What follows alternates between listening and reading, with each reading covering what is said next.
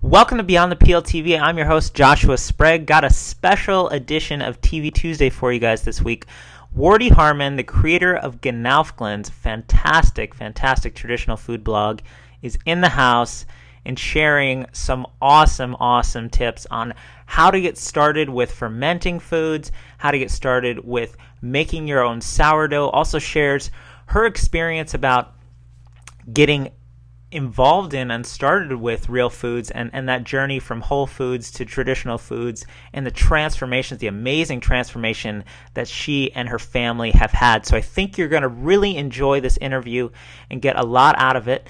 And without any further ado, here it is. Welcome to the show, everybody. I'm Joshua with Beyond the Peel TV. Special edition of TV Tuesdays for you this week. We're doing something that we've never done on the show before. We actually have a guest with us today. Super excited to have Wardeh Harmon, the founder and creator of GNOWFGLINS, here with us. How you doing, Wardeh?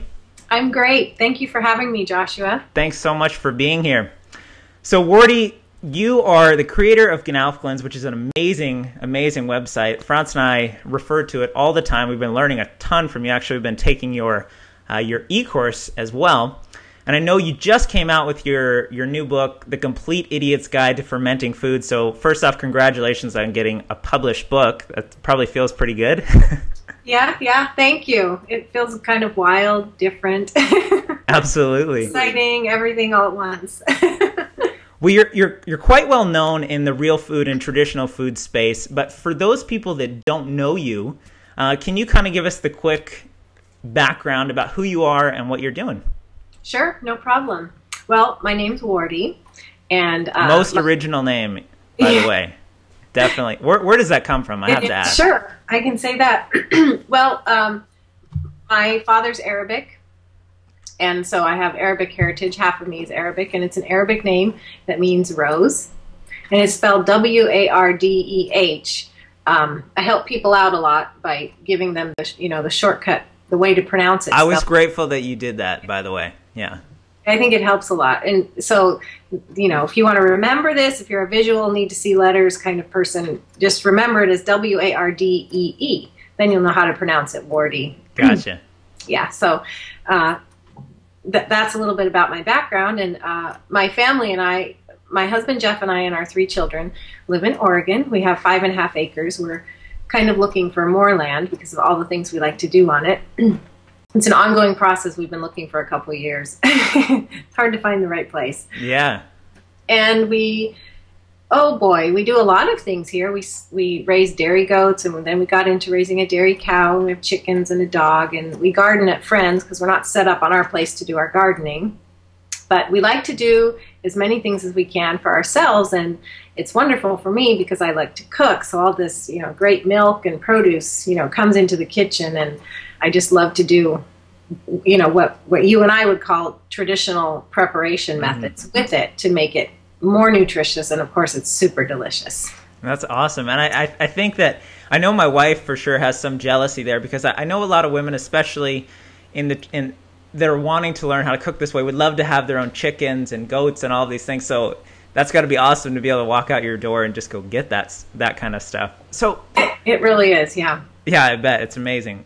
I'd love to have a chicken just because we go through so many eggs. I think we go through like 3 dozen eggs a week. It's kind of ridiculous, but that's quite good. Yeah. I'm an eggaholic. I probably eat 3 for breakfast every day, so it's we love eggs too. They're good. They're delicious. So how did you get into this? Everybody seems to have a little different story for how they got started with eating real food. And kind of what was that journey like for you? Because I know you didn't start that way. I don't think really hardly anybody does, right? They have something that kind of triggers that for them. Right. Well, I'm really thankful for the way I grew up. My mother really took seriously the kind of food that my dad loves to eat. And my grandmother, I was named after her. Tita is grandmother in Arabic, so she was Tita Wardeh.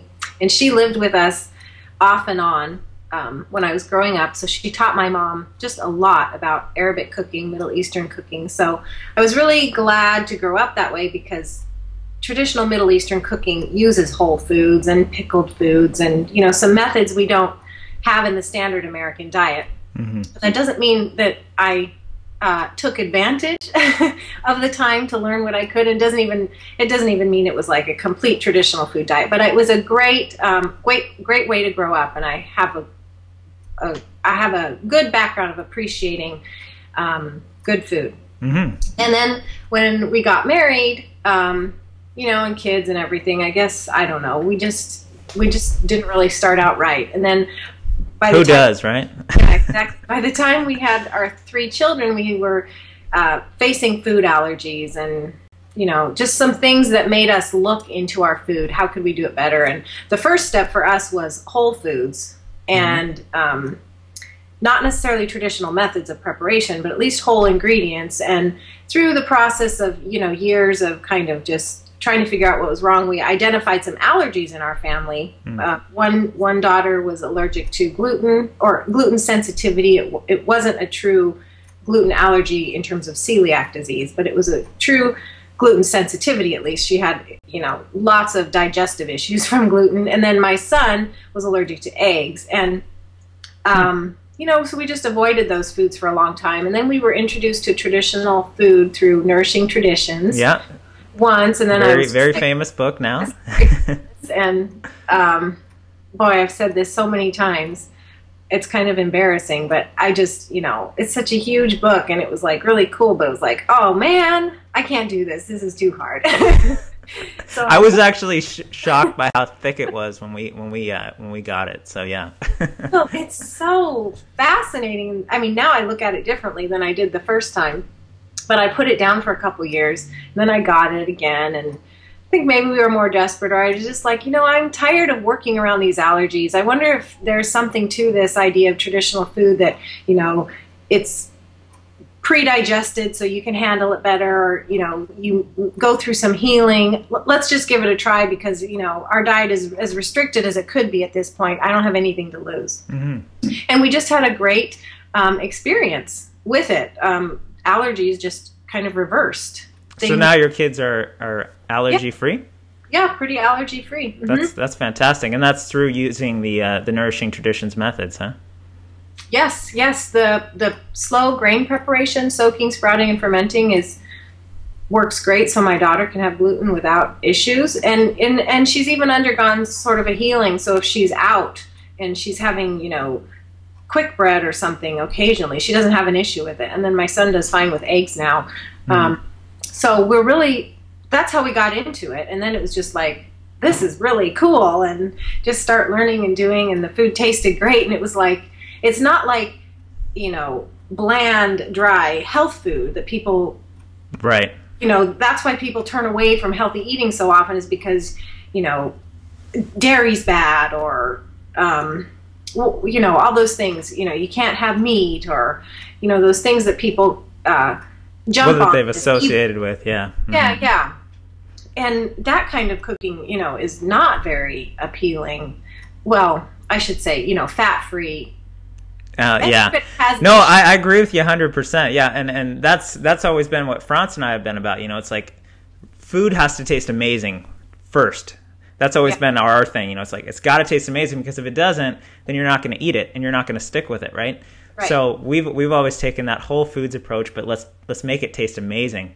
And I think that's great that you're doing that too. You know, like as we've been getting into your course, I've been seeing you sharing a lot, you know, the stuff that you've been sharing. It's really delicious, and it's really quite easy to do that kind of stuff. And I don't know about you, but over the last, I don't know, 10 years or so, kind of, I've noticed this huge shift in awareness about people having, you know, celiac disease, or, you know, just the gluten intolerance thing has come to light so much. Like, I didn't really hear about that when, you know, 15 years ago. And it seems so much more prominent today. And that's why I think it's so important that, you know, people like you are doing what you're doing to get that information out, you know, where you have had this transformation with your children. They've had these healings where they were allergic with this stuff, and now they're able to eat it through preparing foods this way, which I think is awesome, you know.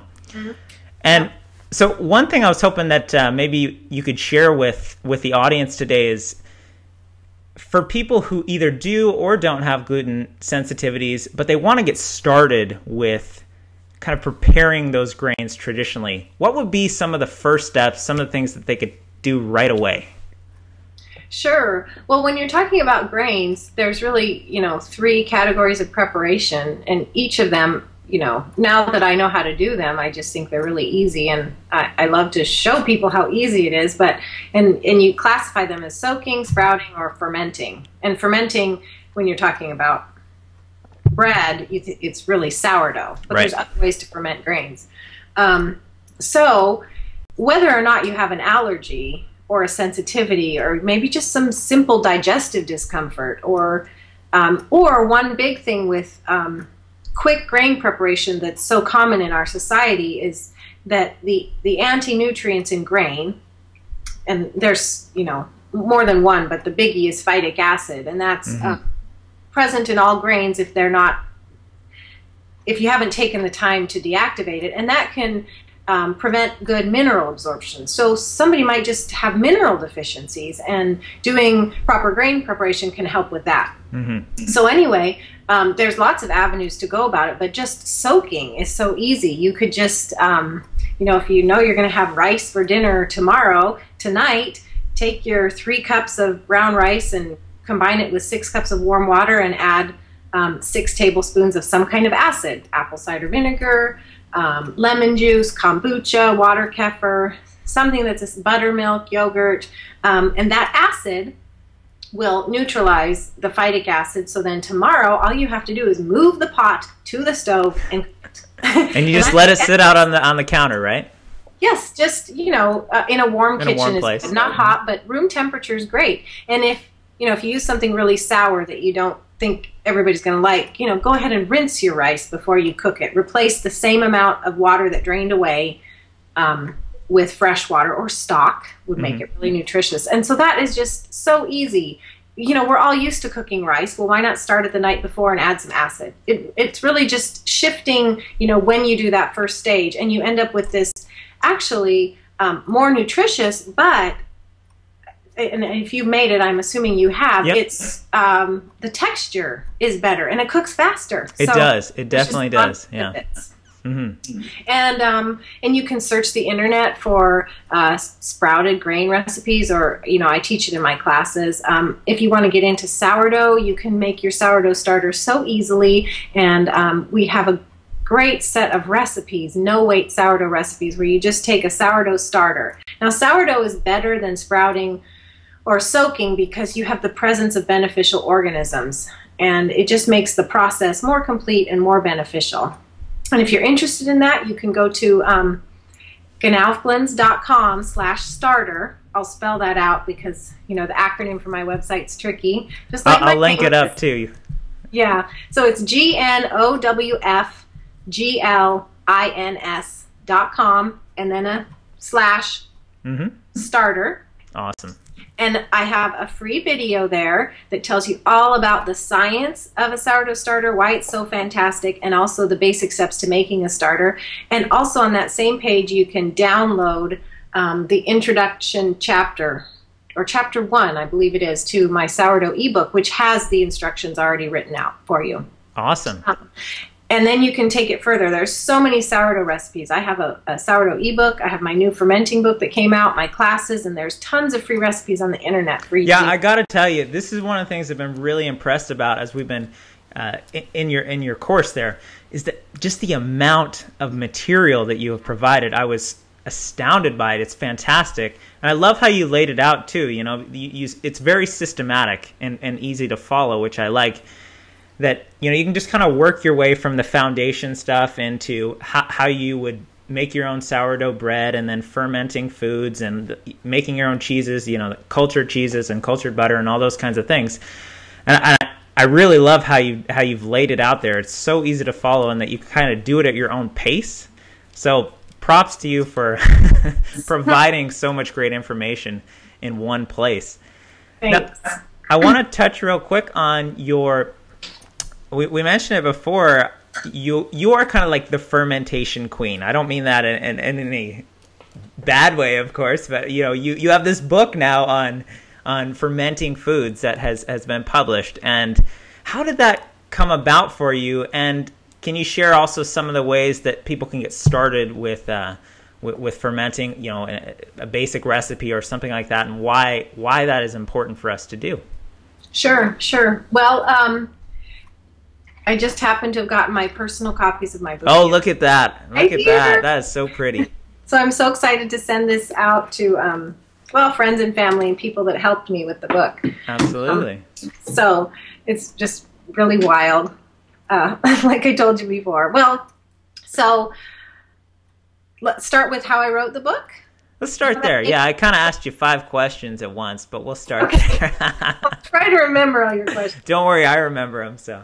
Well, the Complete Idiot's Guide series, they like to cover all kinds of topics, and so I gather they have a bunch of editors that are kind of on the lookout, either reviewing ideas that have come in from authors, prospective authors, or looking for ideas of their own. In the case of this book, the acquisitions editor already had the idea. It was already in the timeline, and it was just a matter of finding an author. So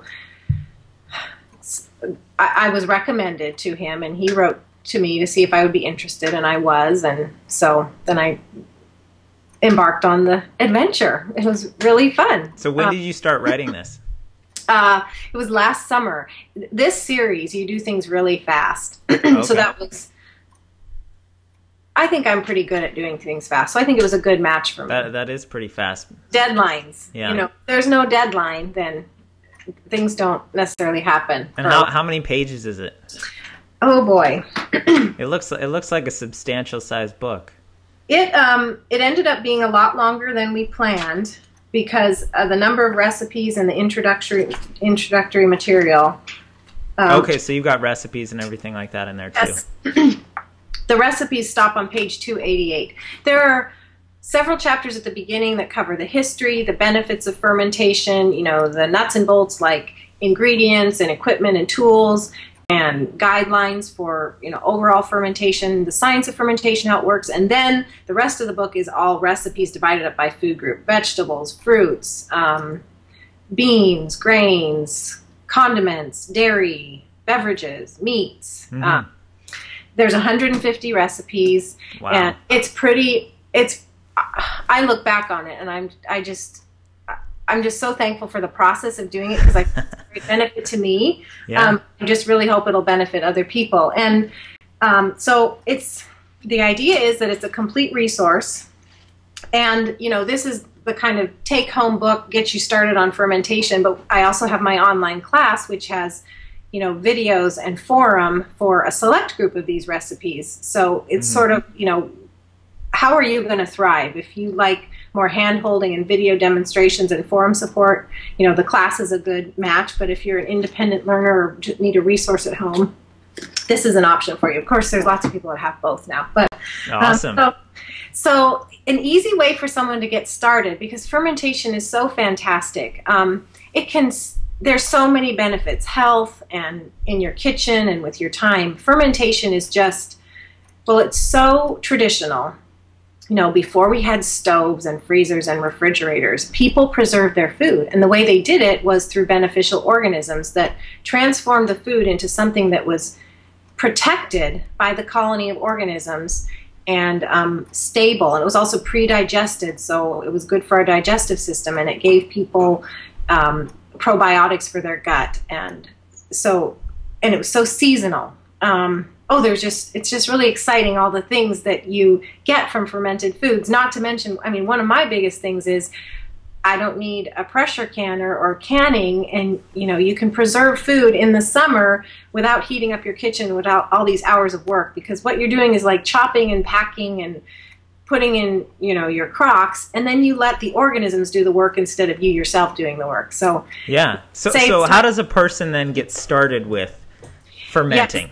Yes, well, probably the classic way for someone to start fermenting is to make sauerkraut. Okay. And if you think you don't like sauerkraut, I advise you to just, you know, put that idea in the back of your head, because the sauerkraut... I want to hear this too, because I'm actually not a sauerkraut fan. Okay. So this is totally for me. Well, if you've had store-bought sauerkraut or whatever, it's just not the same. Okay. So here's, you know, the easiest sauerkraut you could ever make. If you want a quart of sauerkraut, you need a head of cabbage. Basically, it just works that way, give or take. You know, and you want a dense, when you're shopping for your cabbage, choose organic and pick a head of cabbage that's, you pick it up and you can tell it's not full of air. I mean, it is cabbage. So that'll make a good quart of sauerkraut. And you cut it into quarters and you core it, and you take off the outer leaves because they're usually a little bit, you know, rough. Yeah. Rinse it, and then either chop it up by hand pretty finely or run it through your shredder and your food processor, and then put it in a big bowl and sprinkle a tablespoon of salt on it and just give it a stir, and then cover it with like a cheesecloth or a tea towel and give it a half hour to an hour. The salt will pull the juices out of the cabbage. It'll start getting really juicy and soupy. And then you take a very clean quart-size canning jar, or if you have one of those, you know, they're fermentation jars. You can get them at various places. They have like an airlock thing on the top, but you don't need that. Anyway, a quart-sized jar, pack all of it in there. Keep it below 1 inch of the top because juices will continue to come out. You don't want it to overflow. And cover it really tightly. Well, first, before you cover it really tightly, pack it down so all the juices that have been released are covering the cabbage completely. You don't want any air, basically. You want everything under the protection of the juices that have been released from the cabbage. Mm-hmm. And then cap it really tightly so the outside air is not getting in, and give it 3 to 7 days at room temperature, just on your counter. Mm-hmm. And this process will allow the naturally present organisms, they're bacteria called lactobacilli, to proliferate. They like warmth and they like moisture, and so these conditions are good for them to proliferate, and they'll produce acids, and the salt also will protect their environment because they like acidic salty, but that will protect spoiling organisms because spoiling organisms don't like that. And as they're growing and proliferating, they'll actually be eating the sugars in the cabbage and converting it to beneficial acids, and then kind of pre-digesting it to make it really, really good for us to eat. Easy to digest, plus all those proliferated organisms will be really good for us to eat. And people like their sauerkraut in different ways, so you need to give it that kind of a good start at room temperature. So that's kind of your base sauerkraut, and then you can branch off with yes, I mean all sorts of varieties there, right? You could add carrot, you could add garlic, you can add herbs like dill, and then you move it to cold storage, a cellar or refrigerator, and it will continue to age. So here's the second thing: if you don't like sauerkraut, the first one is, don't base your not liking sauerkraut on store-bought sauerkraut. The second one is, if you don't like it now after it's fermented a week, leave it in your fridge for another month because it will have changed. It will continue to age and it will kind of mellow. So, you know, that real sour, salty bite after a week will have been mellowed, and it'll be more complex and mellow. And some people don't touch their sauerkraut for 6 months, so you have to figure out really what you like. Cool. But sauerkraut's just totally easy. Well, I'll have to try that now. Yeah, try it. It's just super. Yeah, I've never... I did have... I think it was this summer or something like that. I actually had... I don't know if it was like a green salsa sauerkraut hybrid thing. I don't know. It was really good. That was the only sauerkraut that I've had that I've liked. So if I gotta give this a try now. What you're saying, it's great. So quick question for you here too is, you know, when you were getting into all of this traditional cooking and cooking with real foods, what was the receptance like from your family?